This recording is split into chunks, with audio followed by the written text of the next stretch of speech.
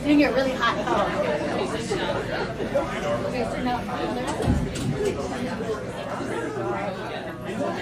I mean, you just get hot there by night. Should be there.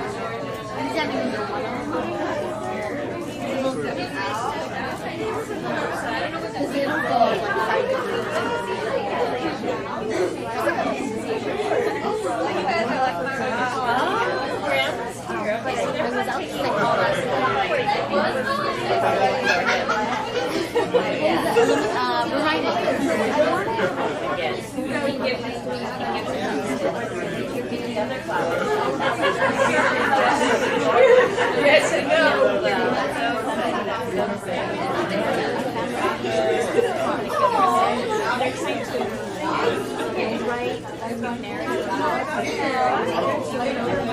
So, methods of what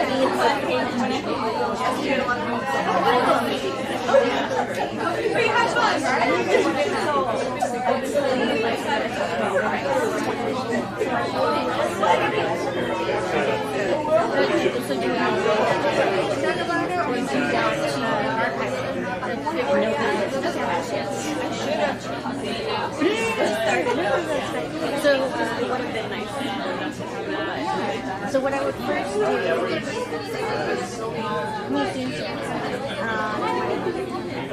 first meeting training.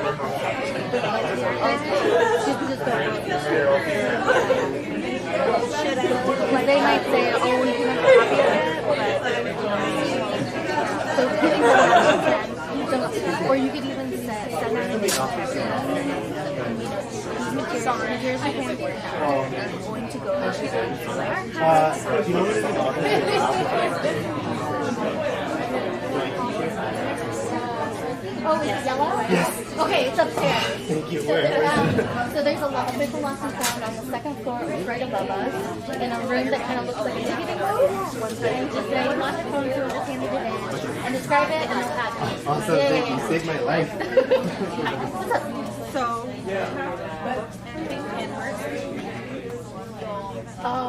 I'm not in charge of that.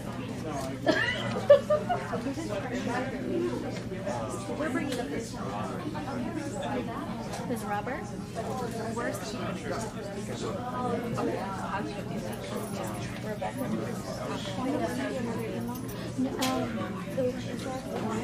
what I would do is give them, like, you could say, hey, friends, we're going to archive this. If you want to opt out, email. Otherwise, we're going to got it. So basically, because to get these statements to fill out a form. So, and then if you want to say, this is basically what they'll do it, then I can send you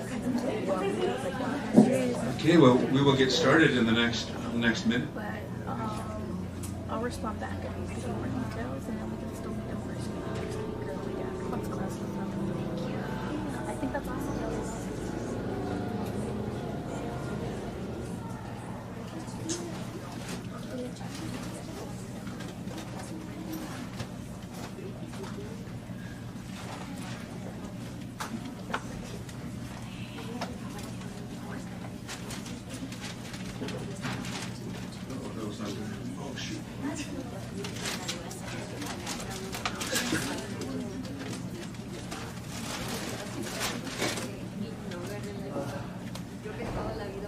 I'm sorry.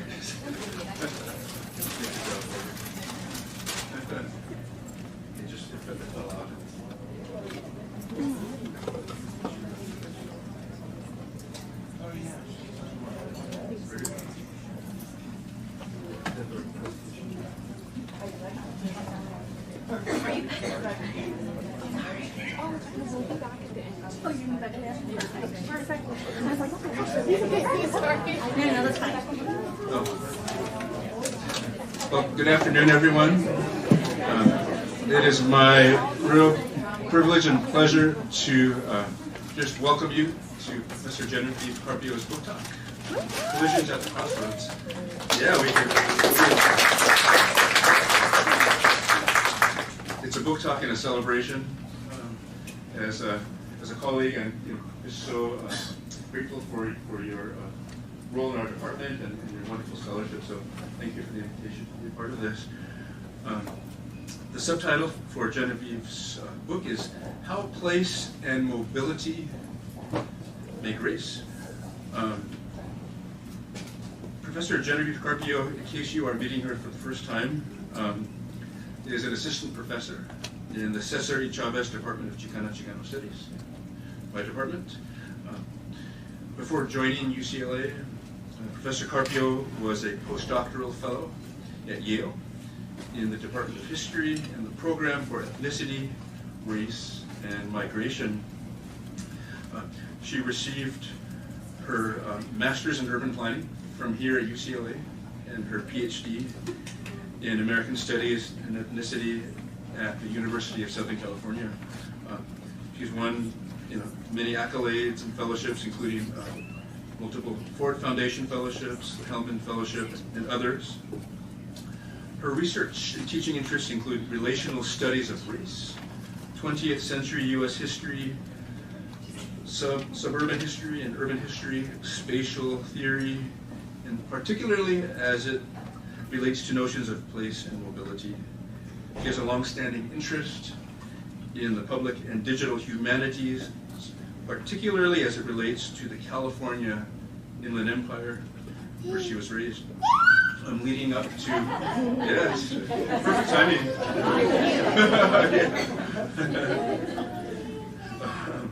Leading up to this important book publication, Jenna has published lots of great stuff in the American Quarterly, the Journal of American History, and other important publications.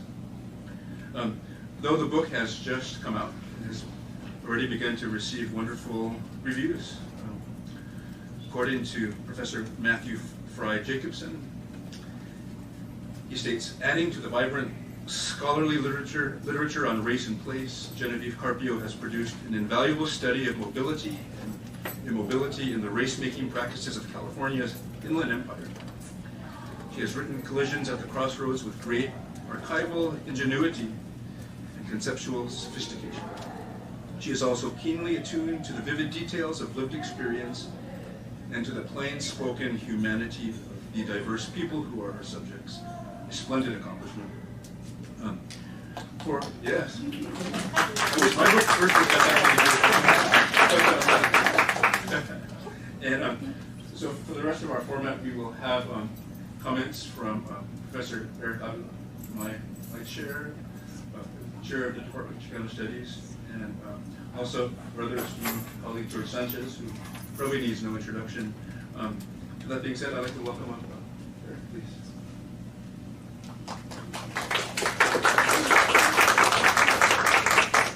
Thanks, everyone. My comments will be brief, but this is a very proud moment for me as chair of the Department of Chicana and Chicano Studies, especially because I have known Jenna for so long. When she was a graduate student, she was part of the seminar that I co-taught with Bill Devereaux on the history of Los Angeles, and Jenna brought her important research insights and knowledge to the discussion of LA and LA history.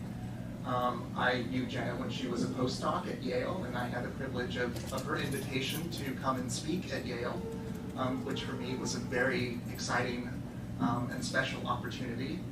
And then, lo and behold, Jenna arrives in our department as an assistant professor, which was also a very proud moment for me, as someone who had known Jenna and known her work especially, and what it means to our student body here at UCLA, especially her work on the Inland Empire. I should also say that the last time I was in this room for a book talk, it was my own book talk, way back in ancient times in 2004. And I was very honored to have Professor George Sanchez to comment on my book when it came out at that time. So this is a kind of an extra special moment for me to be here today for Jenna's book, which I think reflects the next generation of scholarship in our department, and the new kind of scholarship coming out of our department, which I think Jenna's work is a perfect example of. As I see her book, I think she's making important contributions in three primary areas. The first, I think, would be mobility studies. And to be honest, before I became acquainted with Jenna's scholarship, I really hadn't heard of mobility studies as an area of scholarship. But the more I learned about it from Jenna, the more I realized, oh, wait a minute, I do mobility studies as well. Particularly on my work on freeways and freeways in Los Angeles. I had the privilege of writing kind of a extended introduction to Jenna's book for the scholarly journal Boom, the editor of whom is here, Jason Sexton. I want to thank him for his help on that.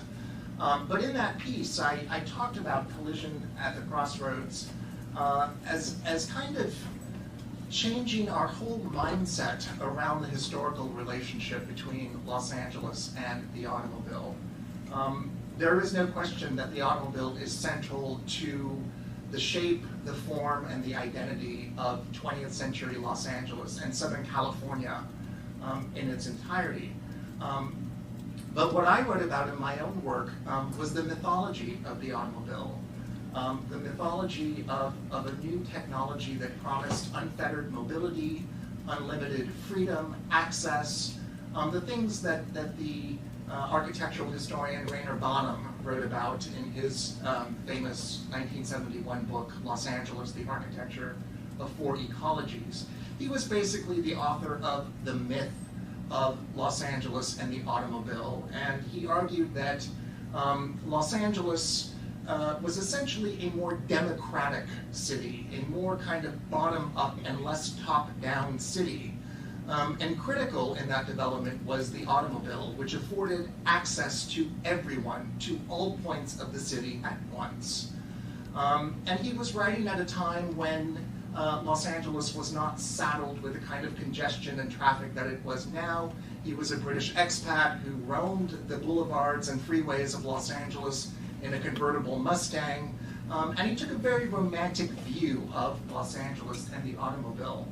And reading Collision at the Crossroads reminds us how far we have come from that old mythology of Los Angeles and the automobile, because the way that Jenna talks about the automobile, it is both a blessing and a curse. And the way that she focuses on people of color, Mexican Americans, Asian Americans, and their relationship to these new technologies of mobility shows us both the limits and the possibilities of inventions like the automobile. For many Mexican Americans, the automobile did afford freedom and movement and mobility, but it was also a tool of subjugation and a tool of suppression, which Jenna convincingly makes a powerful case for in her work. So this book, I think, is going to go a long way in changing our understanding of how and why LA and Southern California and the Inland Empire are the way they are, and the critical role of technology and mobility in that development. Also, I think that her book, as part of the American Crossroads series of UC Press, makes another important critical intervention in the history of race and ethnicity. This is a multi-racial, inter-ethnic history looking at the interactions of diverse social groups around new technologies like the automobile and the development of a whole infrastructure around the automobile in the Inland Empire. And finally, the Inland Empire itself. which I think has been kind of an understudied area or aspect of California history and of Los Angeles history in particular. This book, Collisions at the Crossroads, shows us the kind of centrality of the Inland Empire, even though within the scholarship it's been on the margins. Jenna's book kind of puts the Inland Empire at the center of new developments around political economy, social relations, social history, and lays the grounding for further studies of the Inland Empire in that respect. I would also say that this book will be celebrated as a model of interdisciplinary scholarship. This is something that we take very seriously in the Department of Chicana and Chicano Studies. Her rigorous research methods, which focus on archival, ethnographic interviews, digital mapping, GIS. Collisions at the Crossroad presents us with a sophisticated model of rigorous qualitative and quantitative research. And I think this book will also be celebrated for its interdisciplinarity as well. Finally, the only point that I would want to make is that in reading this book, and I've shared this with Jenna before, for me this is actually a very personal history, the history that Jenna wrote in Collisions at the Crossroads. My family goes back 5 generations in the Inland Empire.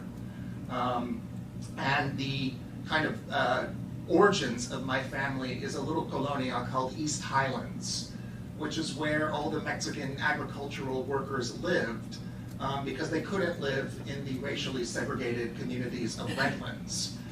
East Highlands was just to the north of Redlands across the dry wash heading towards the foothills of the San Gabriel Mountains. My family largely came from an agricultural labor force. My father picked walnuts when he was 5 years old in the orchards of Colton and San Bernardino with his brothers and sisters. My mother lost a finger as a teenager in an orange packing house, working to earn summer money in between high school. And reading about the automobile and the relationship between Mexican Americans and the automobile very much reminded me of my grandfather teaching me how to wash a car, how to maintain a car, how to change the oil in a car.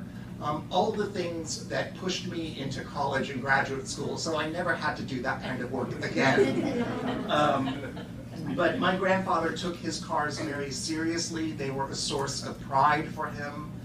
Sometimes we felt that he was more proud of his cars than he was of his own family.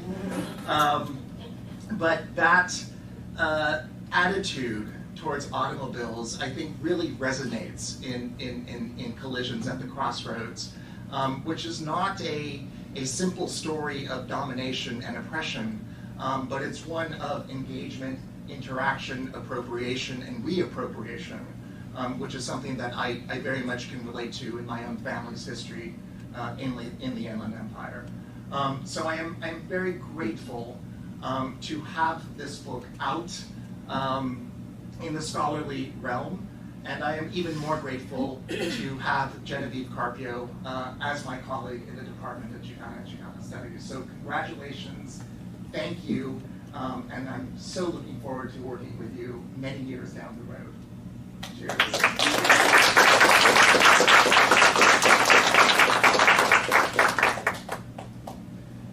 Thank you so much, Eric. Boy, this is the best part of Chicana Chicano Studies. I think this is what it's about. And, it's wonderful to see that I guess you could say the generations of scholarship represented here.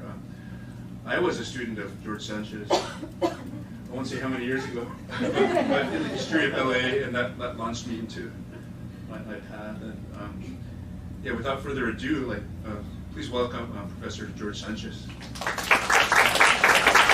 He's the Mero of history. Well, it's a pleasure to be at this celebration. It really is. Even Bateman will do LA traffic in the afternoon. So let me build a little bit on some of what Eric just mentioned. That book talk of his that he mentioned, he didn't know what was actually going on at that book talk because he was celebrating his book. I was going to comment, but that's actually where Jenna and I first met. Jenna reminded me of this. That she had come to hear his first book talk, and I had come to be the commentator. That's when I, at USC, moved very quickly and gave her my card, even though we were here at UCLA, and that's why she ended up coming to me at USC to do her PhD work. So just to let you know, there's all kinds of things that happen at book talks, right? So, the other thing that I wanted to say, put a little context on, which I think is really important. So Jenna's book is the 53rd book that we have published in the American Crossroads series, University of California Press. And I'll just tell you why Jenna's book fits that Crossroads series so correctly. And that goes back to my time when I was a faculty member here at UCLA, back in the early 1990s. I got a call as an assistant professor from a couple of people who've become very close friends of mine, George Lipsitz at UC Santa Barbara, and Earl Lewis, who's back at the University of Michigan after being president of the Mellon Foundation. And they were calling me as an assistant professor here at UCLA about starting a new book series for the University of California Press, which they hoped would be their signature, the press's signature ethnic study series. And, and this gives you a context of the 1990s. The reason they thought a new series was needed was because when books were really, really good, whatever discipline they were coming out of, we were all coming out of ethnic studies. We were coming out of the interdisciplinary exchanges that we were having with colleagues, both within, at that point, Chicano studies, Latinx studies, other fields, but publishing books. If the books were really well received, the historians would say, that's history. If it was literature, the English people would say, well, that's literary studies. Or the sociologists would say, that's sociology. And if the books were, not that good, or okay, but not award winners, they'd say, that's ethnic studies, right? And that's what we were dealing with in the 1990s.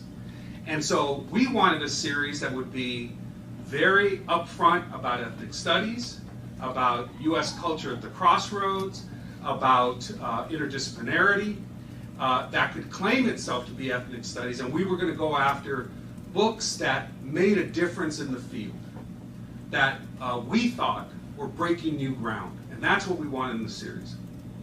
So Jenna's book fits this beautifully, in that I think it's going to break a lot of different new things in the field. It's going to inspire a new generation of scholars who are currently right now undergraduates or graduate students.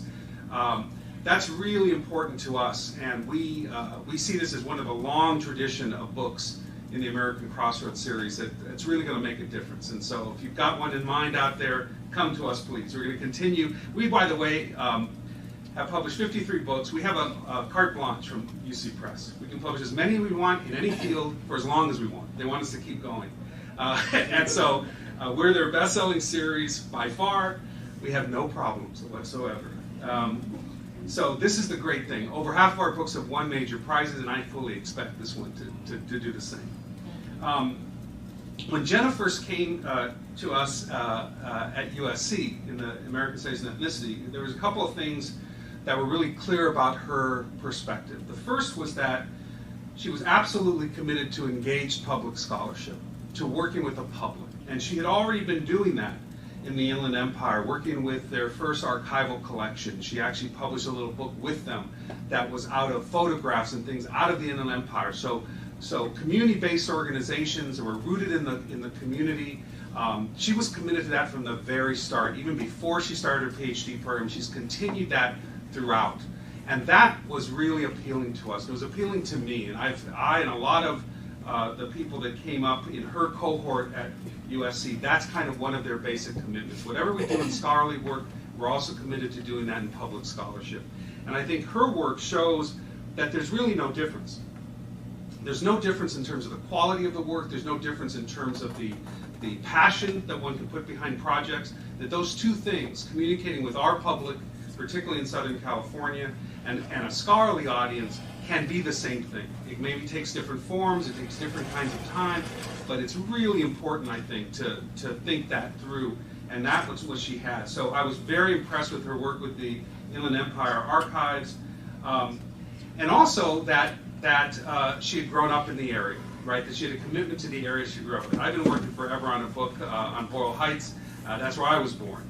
And so this commitment to places that where we had grown up, but we wanted to look at from a new way, is really important, I think, for so much of our scholarship, and I think that I just want to emphasize. Jenna, of course, has taught me a lot about the Inland Empire.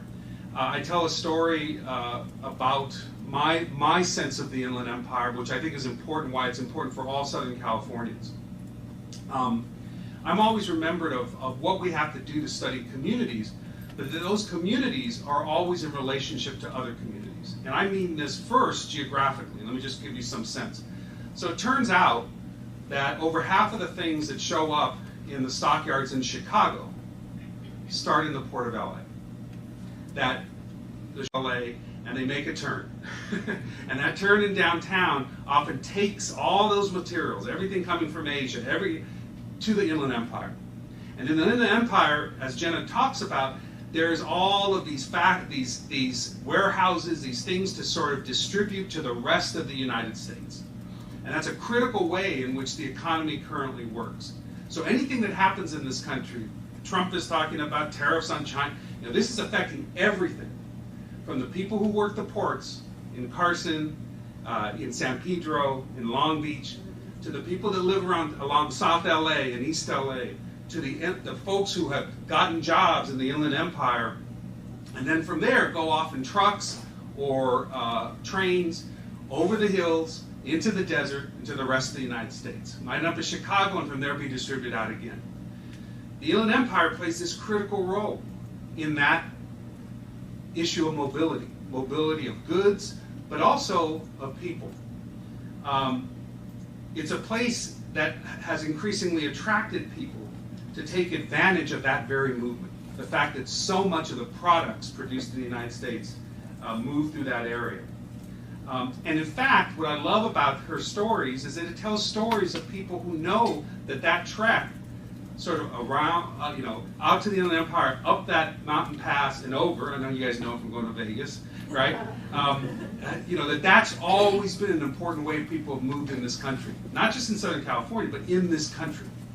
I remember that from being a kid. My mother grew up in Ciudad Juarez, and my dad in Guadalajara. They were both immigrants here. I was born in Boyle Heights, and we always lived somewhere in East LA or South LA.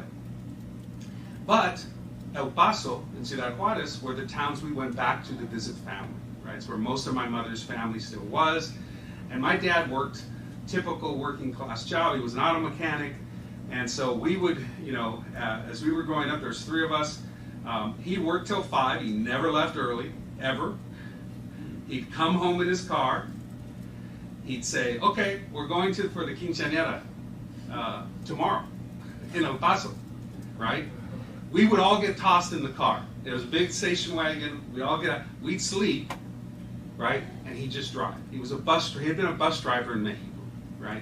And so that's what he'd do. So we would literally go through the Inland Empire, go up over the hill, go that. Sometime, usually, in the Arizona desert, we'd wake up, the kids. We'd wake up, oh, okay, where the hell are we? We're in a different state. But of course, my dad drove that, and he would drive it back. We'd get there for early in the morning, on Saturday morning. He'd take a shower. We'd all kind of be rested from sleeping, the kids. My mother, who usually couldn't sit, and we'd go to that day of fiesta, right, of a party. And then my dad would turn right around Sunday and drive it back, right, because he had to be back at work Monday at 8 a.m. And we did that for every family event. So maybe 4 to 6, 7 times a year, right? That was the route I knew because of when we woke up.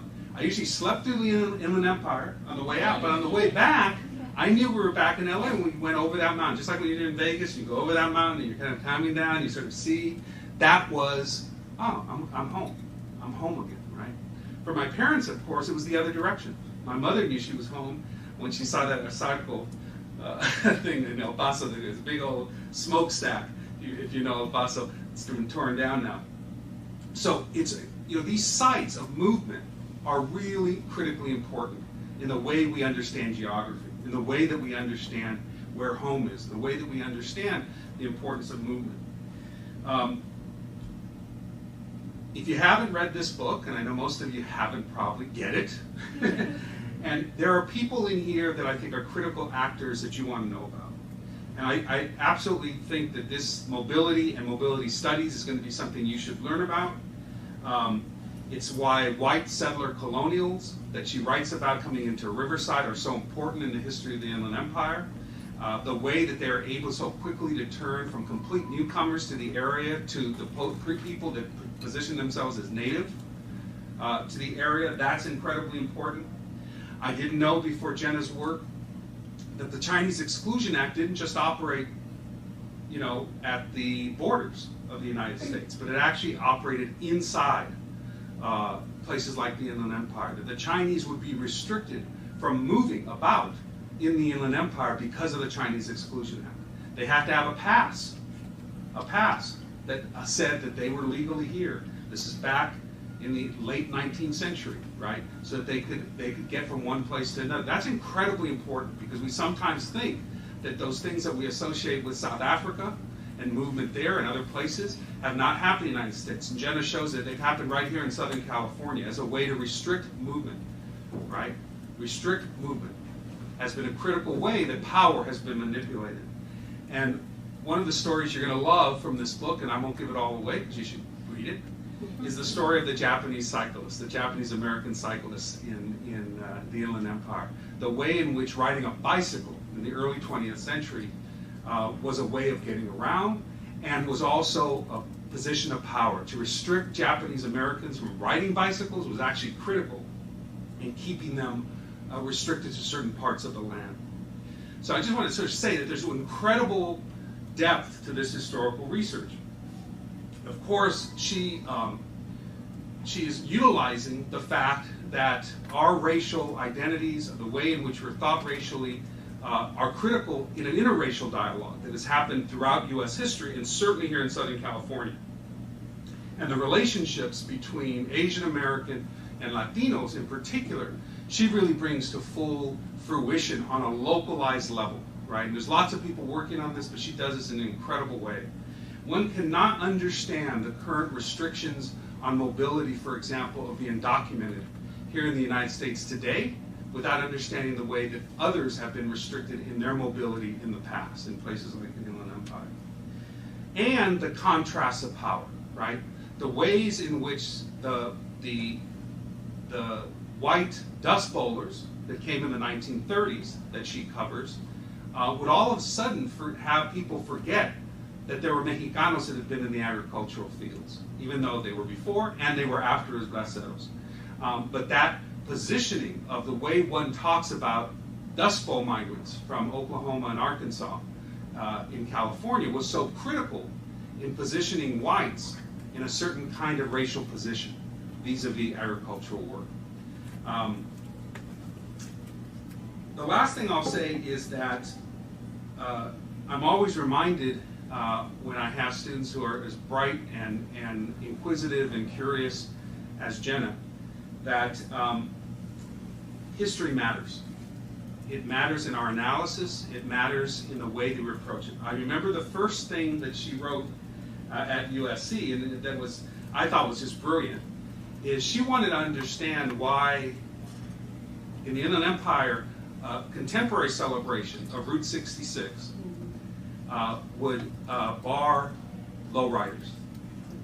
Right? They were barred from participating. Her first paper, I remember, was exactly on that. Here's a contemporary situation. Lowriders are not being allowed to participate in this Route 66 celebration. And that was her kind of entry point to understand these issues of restricting mobility and even the celebration of mobility in the context of the Inland Empire. And so we had a conversation about it, and we said, well, you know, you got to go back in time to understand that, right? You got to keep going back. Well, like a good scholar, she kept going back and farther back and farther back. And she was all of a sudden in the 19th century, right? And she was doing incredible research that showed things that had been invisible to other scholars, right? And she went to the 19th century, she then had to connect the stories, and all of a sudden we were back to the post-World War II, and we were saying, God, she didn't know whether she should include it anymore, right? So she had started there, but her whole path had taken her back to the 19th century. And I said, try to connect those dots, do it, and she did it wonderfully in that last chapter. And I think it's important that when good students are asking why, you say, well, just keep going back. Just keep going back. Figure it out. Keep asking these questions and see where it takes you, right? Because that path alone is what separates, you know, good work from fantastic work, is being able to follow that question and address that more fully and then bring it back full circle to the society we live in now. So Jenna, I'm just so incredibly proud of you, and I just want to celebrate all the things that you've been producing lately here at UCLA. It's wonderful. Thank you.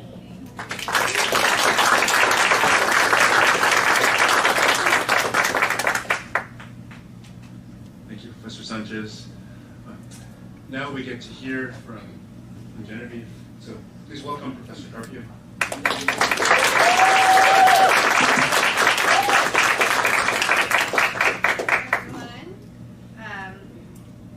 This is what you get for writing a book. I'm going to write 1 million. What a wonderful day. I feel so very privileged and grateful to be here, and I'm thankful to each of you for taking the time out of your afternoon and braving LA traffic afterwards in order to be here. And I'm especially grateful to Eric and George, who are just incredible discussants and have been so important to my intellectual and personal trajectory in academia and beyond.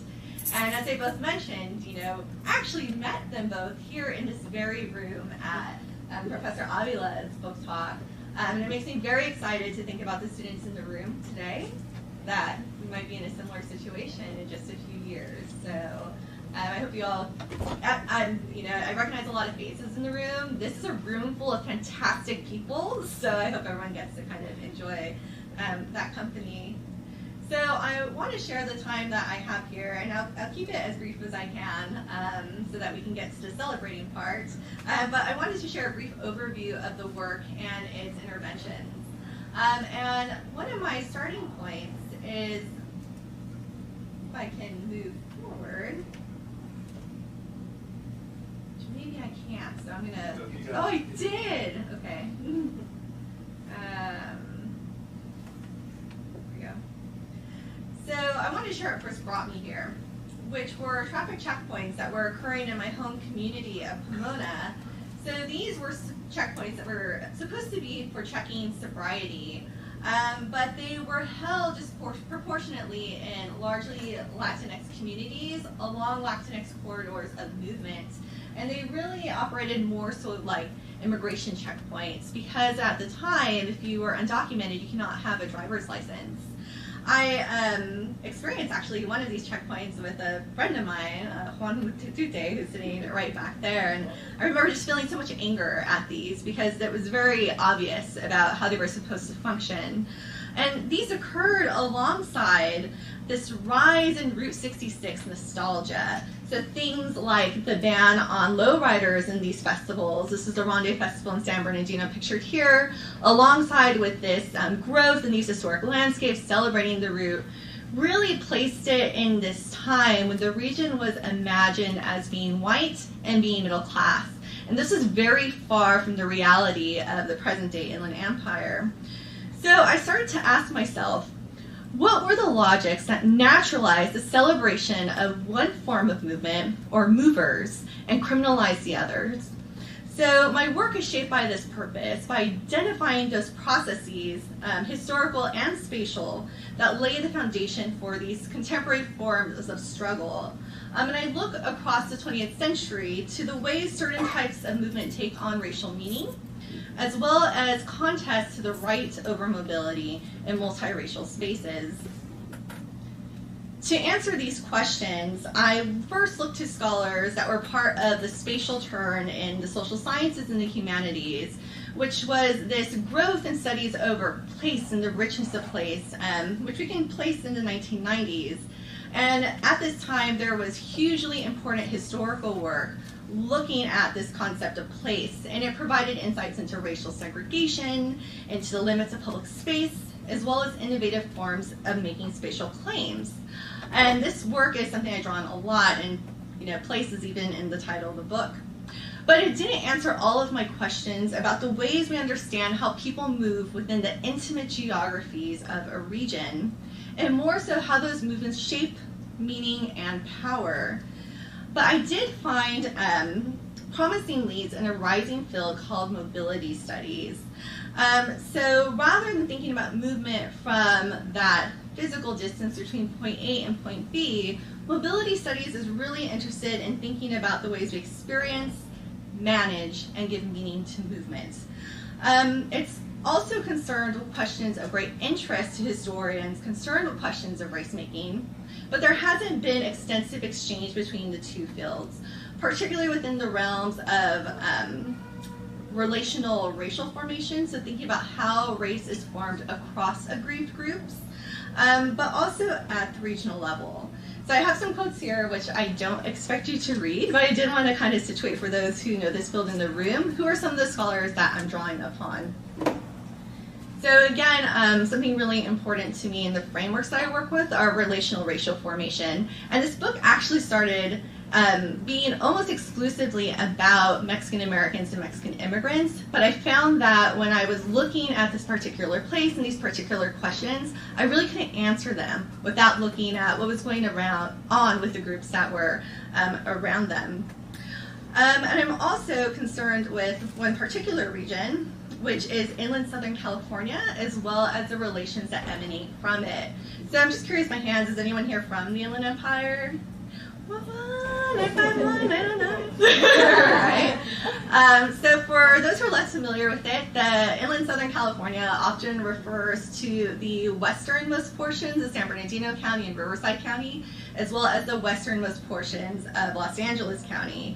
And I can get into regional formation. The Inland Empire is amazing to study because it doesn't have these strict governmental boundaries, which makes cultural meaning all the more important. So my book focuses on contests over power in Southern California, specifically from 1870 to 1970. So it's drawn around the rise and fall of the citrus economy. And this is a time when agriculturalists actively recruited laborers from across the globe in order to work in the citrus industry, which is both a symbolic and economic spine to the region. So I'll return to these pictures later, but the one on your left is a picture of President Theodore Roosevelt in a beaverskin hat replanting the first navel orange tree at the Riverside Mission Inn. And the other is kind of a play on the citrus label to show the growth of suburbanization, which replaced the orange groves up through the post-war era. So I draw on a variety of sources and methodologies. These include 54 archival and manuscript collections, oral histories and photographs, as well as analysis of maps. If there are graduate students or undergraduates in the room who have taken coursework with me, they'll know that I love maps and reading maps, deconstructing maps. So that was particularly fun for me. In addition to institutional sources, I also looked to novels, songs, and the existing built environment. So actually going to these sites to see how they were organized. So this was really important in order to get a sense of how close some of these spaces were to one another, as well as infrastructure like railroads and how that really impacted one's sense of moving through these places. I also encountered a large number of gaps in the historical record. Really, this was a masterwork of tapestry making because there aren't these centralized locations that have these types of histories, particularly of minoritized and aggrieved communities. So one of the ways I was able to start to address some of these gaps was by pulling on my extensive experience in the public humanities. One such organization, Professor Sanchez, touched upon, which was Inland Mexican Heritage, which is an oral history and photograph collection in the Inland Empire that focuses on Mexican descent and indigenous communities. And I have here an image from a documentary that I worked on with that organization that looks specifically at the construction of the 10th Freeway and its impact on communities of color. But also my 10 years of work on the board of the Historical Society of Pomona Valley. Chapter 5 in particular focuses on Pomona as this nexus between the Inland Empire and Los Angeles, and my work as an intern for the Southern California Library. And it was through public programming, like a program called From Slave Patrol to Border Patrol, that really pushed me to think about the connections between race making and mobility across time and across different racialized groups. So those are the frameworks and sources and methods that shape the work. And I wanted to spend my remaining time going over just the basic structure of the chapters. So the book is organized with an introduction that discusses these frameworks, as well as 5 interior chapters, which I'll touch on briefly, and a conclusion that brings it back into the present era, or about as present as historians get, right? So I have a picture for each chapter. So that I can share some of the images with you, which is, you don't get to feature all of them in your book. They limit you to 20 for me specifically, which I was like, no, do you not understand? There's so much, they're in black and white, what? But I wanted to be able to share some of those with you today. So the first chapter focuses on the period from 1870 to 1900. And this marks the founding of the Riverside Colony to the period when President Theodore Roosevelt visits to replant the first navel orange tree. And it's in this moment that he really marks the navel as emblematic of the region. And it's imbued with kind of the celebratory rhetoric of white migration and whiteness in particular, which I deconstruct in the chapter. This chapter follows how mobility and settlements begin to take on divergent racial meanings for white colonists, American Indian students who are photographed here from the Sherman Institute, California and Hispano residents, pictured down below, particularly Hispano residents from New Mexico, who predated the entrance of white settlers into the region, or at least the Riverside settlers, and Chinese immigrants who were written out of these celebratory scripts about migration. And I have here documents that show kind of the breadth of the archival work. So everything from the Riverside Library to the Sherman Institute Museum to the San Bernardino County Museum to the National Archives that include the records of the Geary Act. Chapter 2 follows how mobility was restricted as white residents grappled with the tension between their need for non-white agricultural labor and their desire for a white society complete with strict racial lines. In particular, this is a period after the Chinese Exclusion Act, which prohibited the migration or immigration of Chinese laborers. And part of what we have in later years following that is a rise in Japanese immigration, and that's the focus of this chapter. In particular, it looks at competing claims to cultural citizenship, as can be seen through cycling circuits, both in terms of leisure and in terms of labor, and also over segregated housing. So this is just one of those maps that I was talking about. These are Sanborn fire insurance maps, and it's really as racial lines become muddied within the region, that we see more formal demarcations of racialized spaces in sources such as Sanborn maps. And here I have 2 images of cyclists. Cycling was a racially segregated sport restricted to white cyclists, but it was also heavily participated in by Japanese immigrants who create their own cycling tracks, their own races, all in these kind of efforts to claim equal footing with white sportsmen. And in the last picture here, I have a picture of the Harada family, whose story is tragic and indicative of what it means to seek to move under conditions of one's own choosing in a society with markedly segregated lines. So it's a very nuanced story that I won't get too much into here, but I do think it's important in terms of thinking about how sometimes and folks are able in limited ways to move closer to whiteness, but also the costs and limits of that movement for groups around them. In the third chapter, I look at how varying mobilities for different groups become understood as racialized norms. That is, some racial groups are understood as moving a lot, and some racialized groups are considered as moving very little. And the regional understandings of which groups move and which groups not actually become quite important to shaping immigration policy at the national level. We see this in a number of places, but in particular, the focus of this chapter is the box bill, or the immigration debates of the 1920s, and exclusions that were placed on immigration widely, but allowances that were made for the Western Hemisphere, and Mexicans in particular.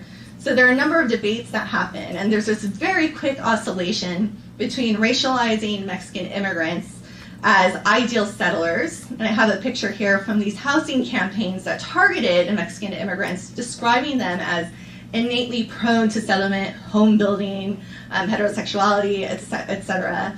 And this quick flip that happens during the box bill debates to say that they're actually birds of passage. They're very mobile. They go back on their own, right? And one of the ways that they're able to celebrate Mexican immigrants as the lesser of the bad choices is by building that racialization on the hyper-mobilization of colonial subjects from Puerto Rico and the Philippines. So thinking about many, many scales and how they converge regionally and elsewhere. Chapter 4 looks at shifting relationships over mobility as the Citrus Belt and Los Angeles converge and as economic conditions decline. It focuses on the relationship between Latinx residents and white migrants around cars and migration from the 1920s through the Depression era. And one of the findings that I argue about in the 1920s is the importance of automobiles to Mexican American and Mexican immigrant populations in the 1920s. They actually have higher rates of ownership of cars than Californians as a whole, which really shifts the way we think about automobiles in this period as a white middle-class leisure item. But into the 1930s, there is a vast criminalization of that mobility of Mexican descent folks, as well as Latinx more generally. And often when we think about the Depression and movement, we think about repatriation, right? The forced expulsion or coerced expulsion of Mexican immigrants and Mexican Americans to Mexico. And I was really curious about those who were left behind. So when we look at the greater LA region, what I saw was the criminalization of Latinx youth, Latina and Latino. And some of the places we see this is in popular culture. In particular, one of the sources I look at is this radio docudrama, so think like Law and Order, but like 1930s style, right? Called Calling All Cars. And I examined this criminalization and denaturalization of drivers of color alongside that of the white Dust Bowl migration, and how through these, that's okay, tech, well, through, can you hear me in the back? Yeah. Okay.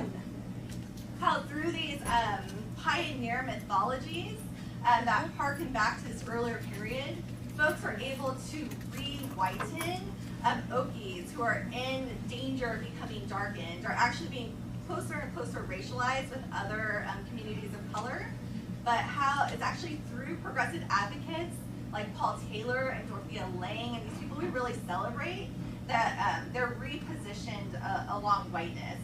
And I have here a statue called the Madonna of the Trail, which if anyone is familiar with Upland, Ontario, there's these public monuments to white migration that are erected in this period. In chapter 5, I'm interested in the transition from a citrus belt into what we now recognize as the Inland Empire in the post-World War II era. Specifically, I look at multiracial suburban development and the continued limits of suburbia and its promise for African American and Latina suburbanites. It also looks at the rise of prisons. And I wanted to talk about prisons in order to show how some people's mobility depends on the immobility of others. I also wanted to show, thank you.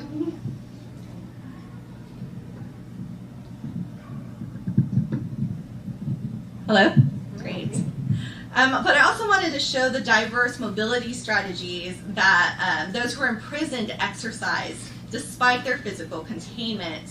And as I mentioned here, I have kind of the play off of the citrus belt label, right? Where we have replacing the orange groves are the kind of suburban tract homes that we now often associate with suburbia, and specifically places like the Inland Empire. And over here, you can see the construction or the grounds for the California Institute for Men in Chino. And the last side, this is my conclusion, and this brings us back into the present era. And it looks at redevelopment campaigns around Route 66 and the nascent nostalgia that is going really throughout the Inland Empire. I kind of focus on Rancho Cucamonga as this modern white settler colony that through these types of heritage campaigns, they erase both the multiracial past as well as the multiracial present, all built on top of continued native disavowal. But it ends by looking at the new calls for the right to mobility that we see throughout the region through activism, etc. And I have here some images. Folks from the Inland Empire might recognize some of these. Some of the focus is on the streetscape campaigns where they're emboldening Route 66 and bus stations and on the streets. So the city is heavily investing in these types of markers as soon as you enter the city, that they're part of Route 66. But also looking at a regional lifestyle center called Victoria Gardens, which the developers organized specifically as a storyboard of the region's development from a small farm town into a modern main street. And they're really kind of re-inscribing these symbols of the navel orange and whiteness, and in particular with the image of the white farmer, right? Which displays alternate forms of memory making within this area. So I think there are a number of takeaways that one can take from my book, but I wanted to focus on a few of the mobile interventions, because for me it's really important to think about this book as an entryway for bringing together critical race and ethnic studies and mobility studies. And one takeaway is that mobility is a contested ground where struggles over power are fiercely fought. So when I say this, what I want to do is to argue that we can hold and think about mobility as a form of spatial production as important as placemaking to thinking about racial formation. The second intervention is that mobility is a central means through which settler colonists centered whiteness in normative regional geographies. A third takeaway is that diverse migrants entering the multiracial landscape of inland Southern California have consistently attempted to navigate regional racial hierarchies through their mobility. And they've done this through resistance, through contest, through protest, but they've also done it through accommodation, right? And through reinvestment and a possessive investment in whiteness at times. And lastly, that diverse movers are continuing to define new forms of belonging where mobility is a right. So this is my concluding slide. And I want to suggest that a mobility perspective is told from the Inland Empire is vitally important. And it's for a few reasons. I could say it's because 1 in 9 Californians live in the Inland Empire, which they do. Or I could say it's because the vast amount of goods that come into the US from the ports are housed in the Inland Empire, because they are. But mostly for me, it's personal, because it's my story, that of my family, those who came before me, and those that come after. What's your story? Thank you.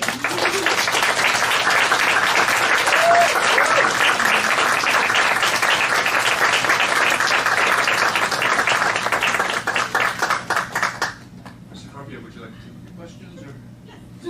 Yeah, I'm sure our dying to comment and ask some questions. Please, you just raise your hand.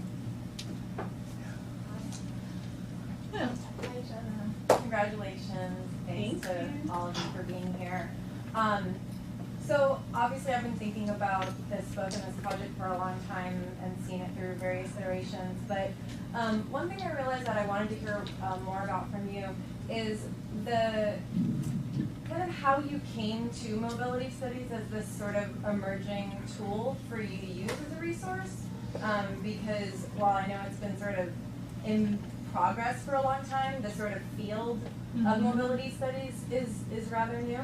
So how did you kind of come to that, and how did that change the way that you were shaping your narrative, and did it push you in different directions you might not have gone otherwise?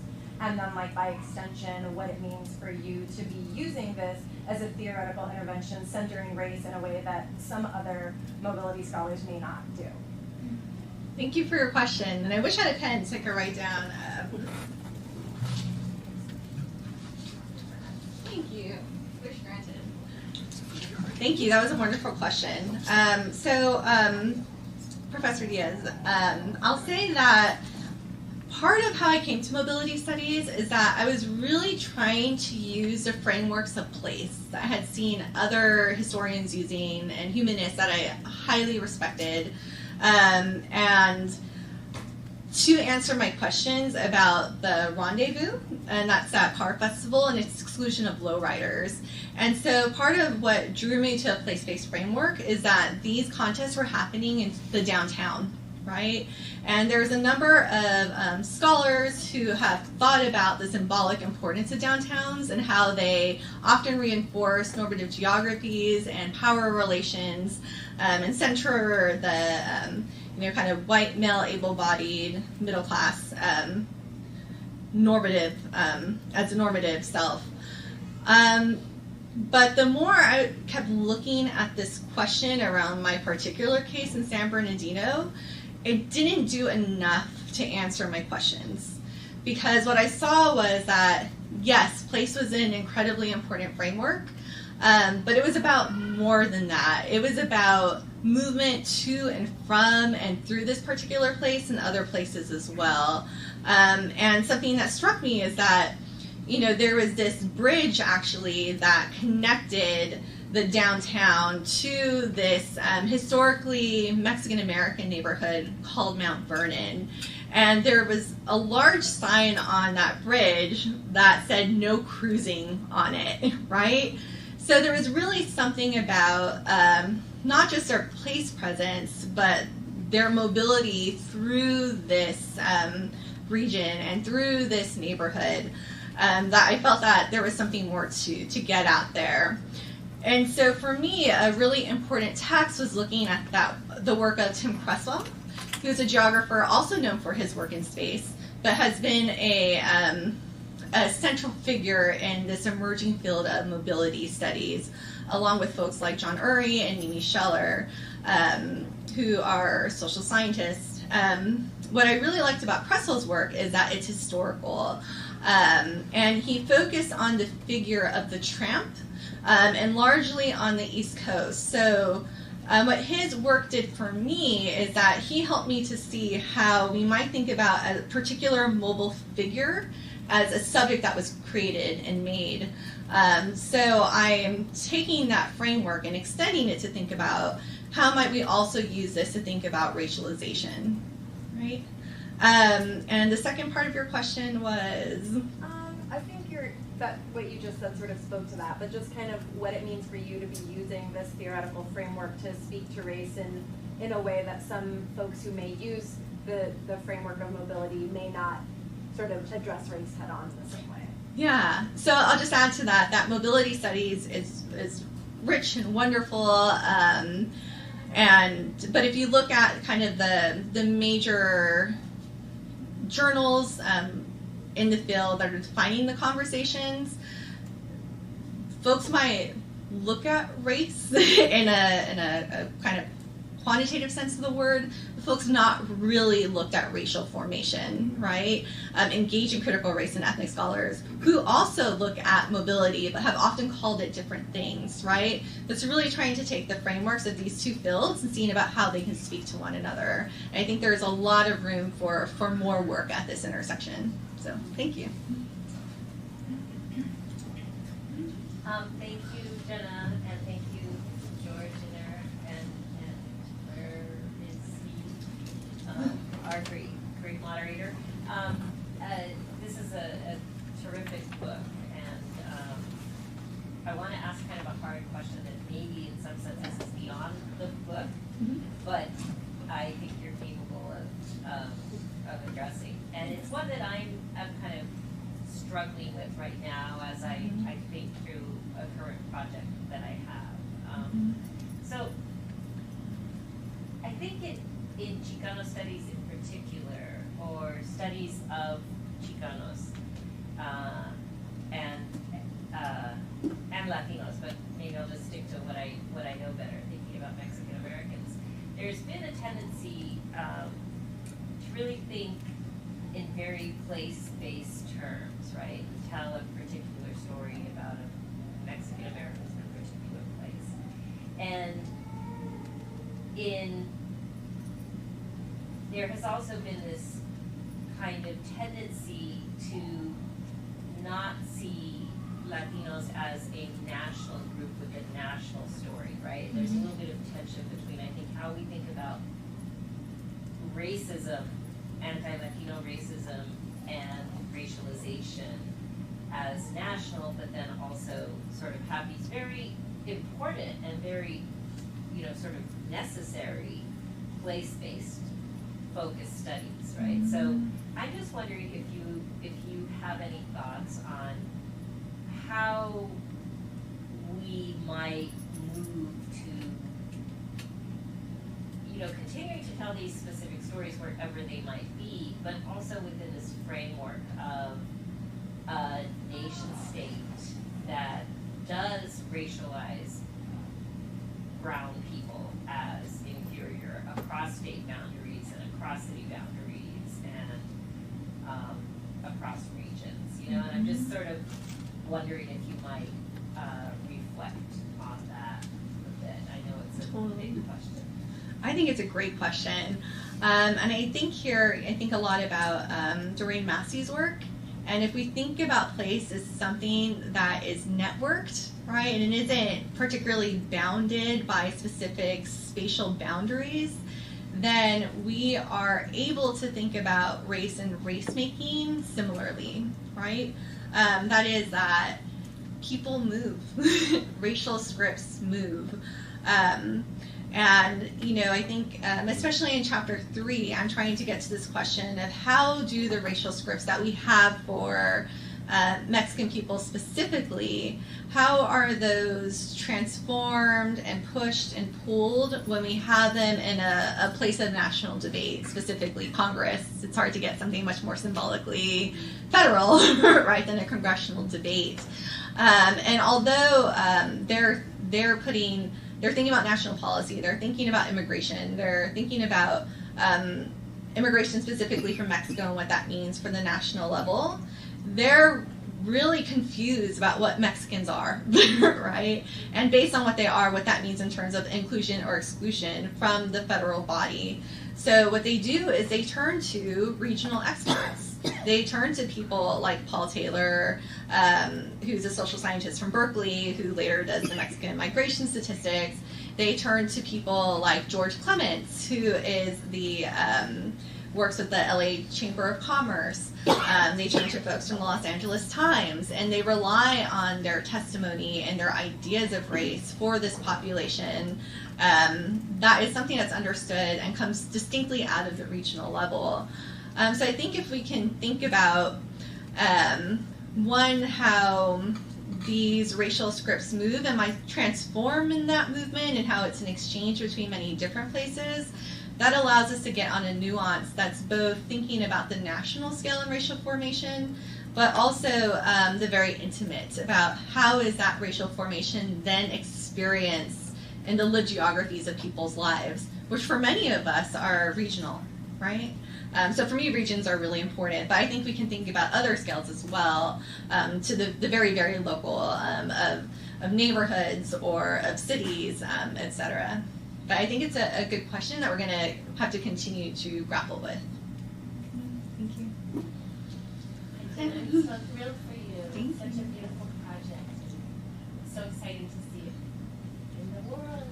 So congratulations. Thank you. I have two questions. One is more practical around railroads and the history of rail, like in San Bernardino and the hub that turns, as George was saying, that way, because there's so many family histories of, both native and Mexican origin people working on railroads. Mm-hmm. What you found or didn't find, or why that wasn't a site of the mobility that maybe as well. Mm-hmm. The other is more theoretical around Southern colonial, how mobility makes Southern colonial place. I think that's really interesting. And I'm also, because I have that critical reference in the Genevieve Project, I'm also thinking a lot about how Anglo-settler colonialism overlays the Spanish missionization in settler project, right? So it's not just the inland empire isn't just one set of settlers, right? That it's like a sedimented settler project. And so, did you think about that, or does it come to play in the project? Thank you. These are really rich questions. The first one I'll address is the railroads. So railroads are huge in the Inland Empire, and specifically to identify in San Bernardino. So this project actually, because it was looking at the rendezvous, I did a lot of research early on into the Mount Vernon neighborhood, which is built right around the Santa Fe Railroad. Exactly, and then the laborers that work there and the different industries that emerged as a result of the kind of labor exchange between the railroad and Mount Vernon, and it later becomes Route 66.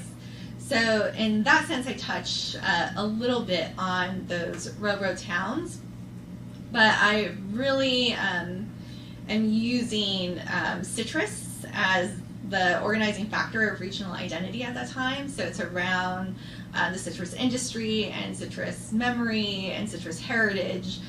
So that shifts my focus to particular communities within the region. So were the project to have a different focus than places like San Bernardino, which do appear throughout it, but for different purposes, right, would emerge more. But I do use sources that talk about the railroads in the sense of how they facilitated Mexican immigration into the region. Totally, and railroad tracks in particular are a big part of the way that neighborhoods form in the period. They're a racial line, as they are in many different places, and that's a constant. And it's actually like shocking how close neighborhoods can be to one another, but just cross that line and conditions are radically different. So in that sense, the railroads are kind of omnipresent, right? Although I don't look heavily at the railroad industry beyond its kind of connection, again, to citrus. The questions on settler colonialism are huge, and it's really like a grounding force in the book. So I open up with the idea that there are these multiple colonialisms that have happened across time in this space. But the book's focus is on white settler colonialism, specifically with the entrance of the U.S. nation. So the first chapter kind of lays the background on some of these earlier presences of the Spanish system, followed by a Mexican ranch, and then moves to focus on the founding of the Riverside Colony, which is the beginnings of the Citrus Belt region that I'm concerned with and its construction. So when it comes to the relationship between mobility and settler colonialism, I think it's huge. I'm actually working on a special journal call right now for Mobilities Journal that looks at settler colonialism and mobility. And I think like your work and others are doing some really important work to make us think about indigeneity as something that's not fixed, right? But is something that has always been mobile and fluid, and the nuance that introduces into the conversation. So one of the ways that mobility functions in terms of the relationship to settler colonialism in this particular place is that at the founding of the Riverside Colony, It's really white Western migration that's imbued with these honorific qualities that create an ideal subject as the subject that has the rights to this particular site. Whereas residents, in particular the indigenous communities, and this is like an old story, right, that their contributions were not equivalent to development and therefore did not thus have rights to this space. And we see this get imbued over time again and again and again, where again, white migration is honorific and other forms of mobility or even emplacement are threats to that. So how is that then managed through different permissions and prohibitions on various groups, mobility and immobility? Yeah, thank you. Can I ask a question?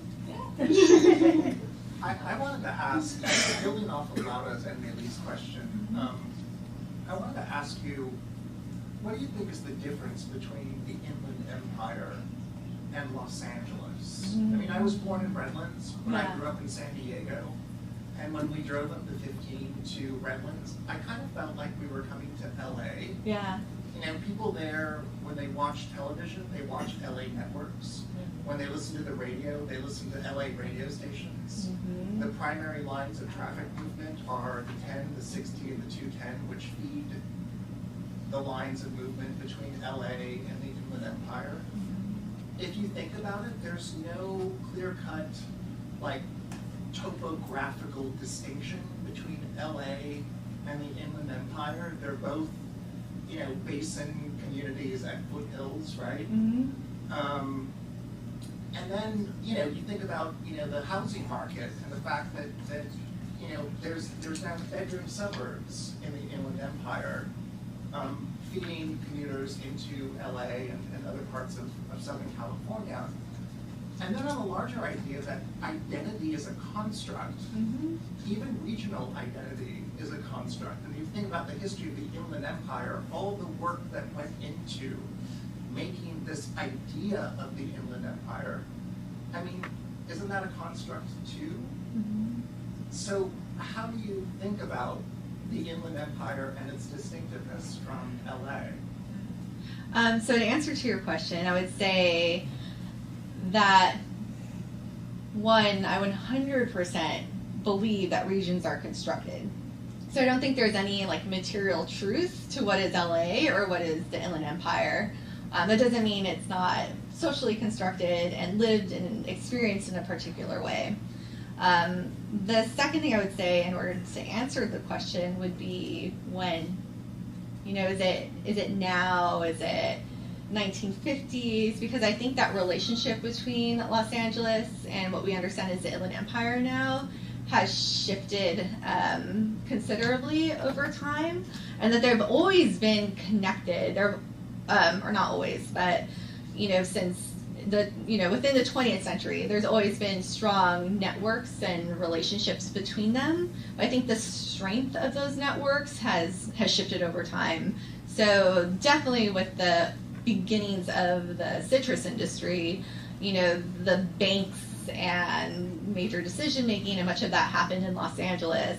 And there were folks, again, like George Clements of the LA Chamber of Commerce, who had this regional vision, right, of what Los Angeles should include, right? And the Inland Empire was a part of that, or the Citrus Belt at the time was a part of that. But it's really as we begin to have the freeway systems that enable movements of people and goods that relationship becomes tighter and tighter and tighter. But I don't think that if we're thinking culturally or economically, that these places have lost their distinctiveness. And part of that is cultural identity. But then again, it's, you know, what is a dominant cultural identity versus what might be more subversive identities. Even in naming it the Inland Empire, there are those that would push for an identity of the Inland Valley because of the associations of Inland Empire with whiteness and white supremacy. So that to say that I don't think that we can define it specifically topographically or in a number of ways, but that there have always been strong cultural and economic factors. And maybe even topographical, right? That have made meaningful lines around these places, even though the networks have strengthened and lessened at different points in time. Yeah. And that it would be like, if I were to draw a strict map on it, there are folks who would be like, that's not included, or that is included. You know? Yeah. So maps were a big, I was very thoughtful about the maps I included. Yeah. Maps are great. Thank you. I'm wondering if we may wish to continue the conversation over appetizers and drinks, but let's thank Jenna.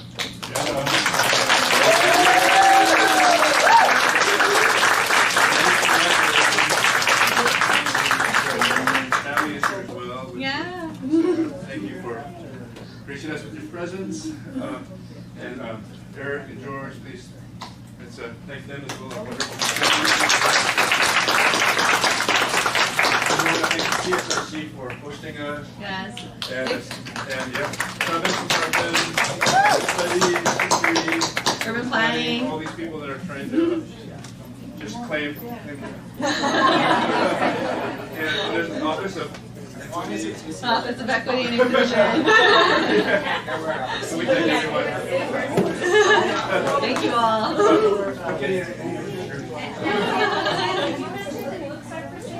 Books are for sale, and there's food in the patio somewhere. So for those who didn't hear it, there is a reception with food and drink just outside the door to the right.